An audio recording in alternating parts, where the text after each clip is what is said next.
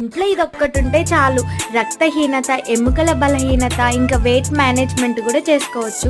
అదే అండి dry fruits పల్లి పట్టి రోజుకొక్కటైనా తిన్నారనుకోండి హెల్త్‌కు చాలా మంచిది. మరి అంత ఆరోగ్యకరమైన పల్లి పట్టి చేయడం మనం వదులుతామా? చాలా సింపుల్‌గా చెప్తాను. ఒక్క నిమిషంలో వినేసేయండి. అందుకు ఏం లేదు, ఒక ప్యాన్‌లో మంచిగా వేరుశనగ గుళ్ళు వేయించుకొని పక్కన పెట్టుకున్నాక అదే ప్యాన్‌లో 2 టేబుల్ స్పూన్ వరకు ఘీ వేసుకొని అందులో బాదం పప్పులు, sunflower seeds, flax seeds, pumpkin seeds వేసుకొని వేయించుకున్నాక ఇప్పుడు అందులో 3 టేబుల్ స్పూన్ వరకు నువ్వులు కూడా వేసుకొని వేయించుకొని పక్కన పెట్టుకోవాలి. ఇప్పుడు అదే ప్యాన్లో 2 కప్స్ వరకు బెల్లం వేసుకోవాలి. ఇక్కడ నేను తాటి బెల్లం వేసాను.